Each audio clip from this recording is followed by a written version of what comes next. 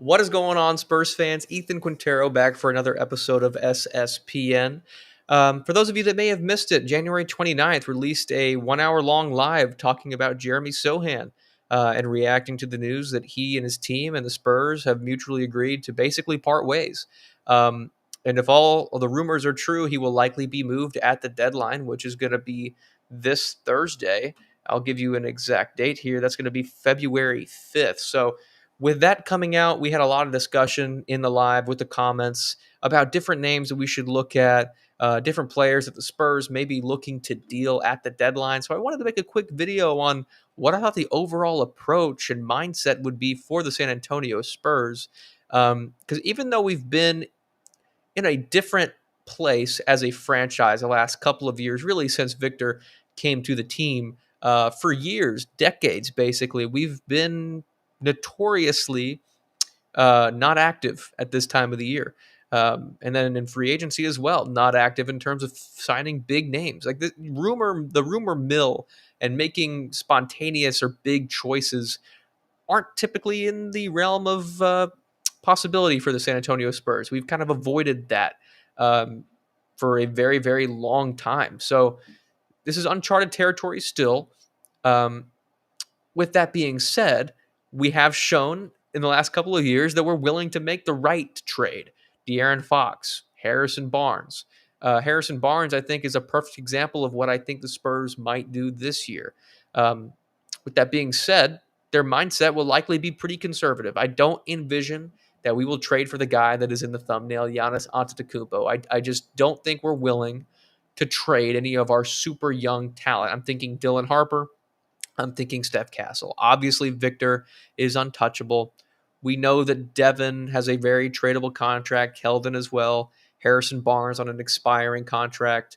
There are players that we could move, but I think that the Spurs are going to approach this slow. We've seen that. We've seen that. Reporters are saying that the front office is in no rush to make a crazy decision and ruin the slow growth and development of this franchise. We have a lot of young pieces, and we're obviously looking to move Jeremy Sohan. That's one contract extension we don't have to worry about. We have Dylan Harper that will eventually need to be paid. Steph Castle as well. We just extended De'Aaron Fox on a pretty nice contract last offseason. There's no necessary jump that we need to make this year. We're already the second seed in the West. And if history has proven to us one thing, is that the Spurs will likely get into the playoffs this year. We know that for pretty much certainty. We will get to the playoffs this year, probably lose in the first round, and then look to retool or find an additional player in the offseason to really push us to the next level. Because before you can succeed and move into that second round conference finals championship, you have to first understand what it's like to lose. We saw that with OKC. Famously, we saw that with MJ, LeBron. Um, Even Timmy didn't win his first couple of years. Obviously, he won in '99 during that shortened season, but that was kind of a different time period and a different situation as well. Um, so, who could the Spurs look to trade? Are there any big names that I'm thinking about? Big names, not necessarily. I'd say the biggest name that we threw around during the live was a guy like Michael Porter Jr., who's making a considerable amount of money over the next couple of years. I think 28 million was the number that he's getting paid by the Nets. He's a guy that definitely will be on the trade market. We're going to hear his name a lot thrown around. I think predominantly around teams that are looking to make that move right now to compete for a championship. So to me, that immediately kind of puts the Spurs on the outside looking in. I do like the way it fits from a team perspective. He obviously played the 3 spot for us, maybe the stretch 4. He's an incredible shooter. He's averaging 27, 28 a game right now. He's got all the right skills that we need to win now. I just think it's a little bit early. I think we would want Devin Vassell's contract included in that to get off some long-term money. And I don't know if that's exactly what the Nets are looking for. I think they're looking to blow things up entirely, get some draft capital, maybe 2 or 3 first-round picks. How many did they get from New York? Like 4 or 5, something like that. I think they're probably looking for a similar deal that they got in the Mikal Bridges trade. I don't think the Spurs have an appetite for that. Then you look at the Knicks. The Knicks are obviously favored to get Giannis amongst the Warriors and Miami Heat as well.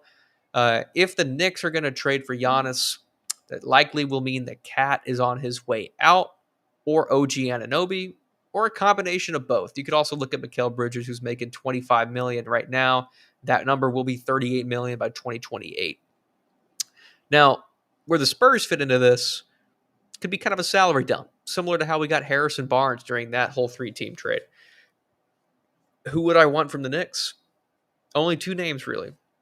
OG Anunoby, Mikal Bridges. I think they fit probably better than MPJ on our team today because of their defensive upside. And OG Anunoby as a shooter has really improved this year. Mikal Bridges has a tendency to be a little bit streaky, but I think on a system like the Spurs, he'd probably up his shooting from 15 or 16 points a game, probably a little bit higher, closer to that 20 mark. I think he has a real shot to be kind of that wing scorer that honestly we've been missing. And with Devin being injured the last few games, we've really, really missed that. I think if we can get an upgrade, somehow probably include Jeremy going to Milwaukee, probably Devin or Harrison, more likely Harrison included in that for the expiring $19 million contract. That could be interesting. And the only other name I'm really, really high on, and if you watch the live, you know I pounded his name like a drum. That's going to be Bobby Portis Jr. from Milwaukee. How old is he? Sorry, I had this pulled up in front of me, and then it went away. Give me a second here. I think he's 32 or so. Let me see. Bobby Portis Jr. He is 30 years old, averaging 13 and 7 on 48% shooting. And I think 45% from 3 this year for Milwaukee. They're obviously in a losing situation right now. Giannis has seemingly requested a trade and will be moved at the deadline. It's more advantageous for him, money-wise, to be moved at the deadline. So that's likely what they will do. And if Giannis is gone, I think it's a fire sale for everybody else on this team. And we can discuss Kyle Kuzma. I don't really like Kyle Kuzma. We can discuss other names on that team that are veteran players. But Bobby Portis, to me, if all they want is Jeremy Sohan and maybe a couple second-round picks, maybe a lottery protected first, would you give that up? I think it's debatable.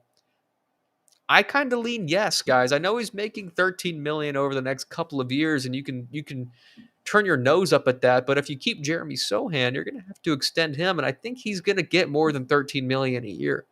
So really, we're trading a future expensive contract for a contract that's set in place right now, at least until Bobby's 32, 33 years old. And he's still a very productive player. He's 6'9". He's a bigger body than Jeremy. He gets more rebounds than Jeremy. And he's obviously a much better shooter as well. And if we can keep Harrison Barnes in this deal, Bobby Portis slides in as that backup 4 spot, sort of a pseudo 6-man. I know he was a 6-man of the year candidate probably 3 years ago now. I think he kind of falls right back into place as that. It is basically what we were hoping Kelly Olynyk was going to be. Obviously, that hasn't worked out. If we can somehow throw Kelly Olynyk into this trade as well as expiring money for Milwaukee, even better, then maybe we can save a second or a first-round pick in this deal. That's what I'm expecting the Spurs will be kind of looking to do, is just trading Jeremy Sohan, Kelly Olynyk, maybe Harrison for expiring money to try and get a player along the margins, a role player like Bobby Portis Jr., or in a crazy scenario, an OG or a Mikal Bridges. I think that's the highest level player we're going to acquire. I don't think we're getting Giannis. I don't think we're going to get MPJ. I'm expecting more of a role player type guy, or nothing at all. Let's be honest, we're the second seed in the West. The front office probably wants to keep this really, really slow. And if this is going to cost us first-round pick capital, they're likely not going to do it this season.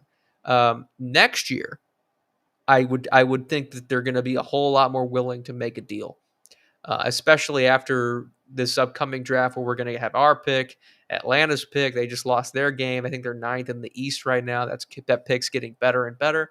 I think we reevaluate come the off season. We'll probably have 20 million or so in cap space that we can play with, probably more. I'm assuming we're going to extend Harrison Barnes. I feel like I'm rambling right now, but what I'm trying to get at is I don't think the Spurs are hard pressed to make a deal this trade deadline.